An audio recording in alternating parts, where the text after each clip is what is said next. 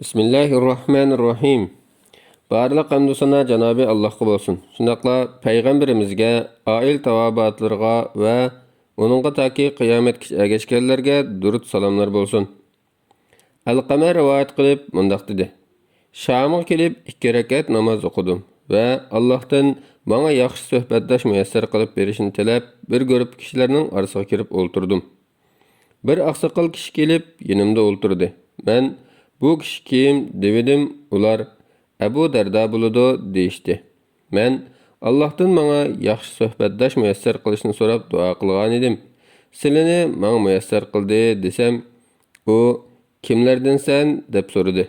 Men Kufa xalqidan desem, u aranglarda Ummu Abidning o'g'li Rasululloh sallallohu alayhi vasallamning kashini, evriqini, yastıqını götürüp yürüp xizmatini qilgan kishi bor to'g'o, ya'ni Abdullah ibn Mas'udni demekçi. Aranglarda Allah öz payg'ambarining tili orqali shaytonning sharidan saqlab qolgan kishi bor to'g'o, ya'ni Ammarni demekçi. Aranglarda hech kim bilmaydigan sirni biladigan Rasululloh sallallohu alayhi vasallamning sirdishi bor to'g'o deb, andin vallayli iza yaghsha, ya'ni vallaylini Abdullah qanday qiraat qiladi deb so'radi. Men vallayli iza yaghsha wan nahari iza tajalla vaz-zakari val unsa deb o'qib bersam, bu Allah bilan qasamki, Rasululloh sallallohu alayhi vasallam menga o'z og'zi bilan mushundaq o'rgatgan dedi. Yana bir rivoyatda Alqama rivayet qilib mundaq deydi. Abdullah ibn Mas'ud radhiyallohu anhuning bir necha hamrohlari bilan Shamga bordim. Abu Darda bizning kelganligimizni anglab, yanimizga kelib, aranglarda Qur'on o'qiy oladigan kishi bormi deb so'ragan edi. Biz "Ha, bor" dedik. U "Eng yaxshi o'qiy oladiganlar qaysinglar?" degan edi. Ular meni ishorat qilib qo'yishdi. U o'qigan degan edi. Men vallayli iza yaghsha wan nahari iza tajalla vaz-zakari val unsa deb o'qisam, u sen bu xil o'qishni ustozingning, ya'ni Abdullahning og'zidan angladingmi deb so'radi. Men "Ha" desam, u "Menmu bu xil o'qishni payg'ambar sallallohu alayhi vasallamning og'zidan anglagan edim. Shamliqlar bundaq o'qishdan cheklavatidi" dedi. Muslimning bir rivoyatida "Avlar meni va ma xalaqa" deb o'qishimni xalavatidi, lekin men ularga ergashmayman deb kelgan. Mufassirlardan Ibn Atiyya mundaq deydi. Yuqorqi oyatni ko'pchilik sahoba kiramlar hozir biz Qur'on Karimda o'qiyotgan shaklda va ma xalaqaz-zakara val unsa deb qiraat qilgan.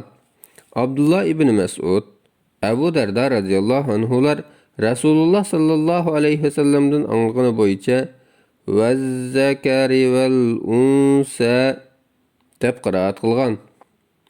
Ularning shogirdlaridan Alqama qatorliqlarmi shunday qiraat qilgan. Ularning qiroatida va ma xalaqa degan ibora yo'q. Bu qiroat yana Ibn Abbas va Ali radhiyallohu anhulardan rivoyat qilingan. Imom Alusi mundaq deydi. Bu qiroat bir qancha sahobadan naql qilingan shoz qiroat bo'lib, uning bilan qiroat qilish joiz bo'lmaydi. Lekin u Rasululloh sallallohu alayhi vasallamdan bevosita anglagan kishiga nisbatan mutawatir hukmida bo'lib, uning bo'yicha qiroat qilsa bo'ladi. Yuqorqi hadisda Abu Darda radhiyallohu anhu ularga ergashmayman degan. Amaliyotda Abu Darda radhiyallohu anhu o'zining qiroatini Rasululloh sallallohu alayhi vasallamdan bevosita anglaganligi uchun keskin ishonchlik deb qarab shunday degan. Biroq ko'pchilikmi Rasululloh sallallohu alayhi vasallamdan bevosita anglagan bo'lg'achqa, ham ular sanjiatdan mutawatir bo'lg'achqa, ularning qiroatimi keskin ishonchlik. Bu qiraat o'xshamasligini bundaq izohlash mumkin. Bu qiraatmi ko'pchilikning qiraatimi Rasululloh sallallohu alayhi vasallamdan kelgandir. Lekin Ibn Mas'ud radhiyallohu anhu ning qiraati keyincha amaldan qoldirilib mansux bo'lib ketgan. Mansux bo'lib ketganligidan bexabar qilganlar burunqi anglagan qiraatda o'qivergan. Osman radhiyallohu anhu Qur'onni qayta ratlaganda mansux bo'lib ketgan qiraatlarni elib o'tib, eng oxirgi qiraat shakli bo'yicha Qur'onni bir nusx qilib bekitib, iqlimlarga avatgandan keyin hammaydan birdek Osman radhiyallohu anhu nusxasi bo'yicha qiraat qilishga boshlagan.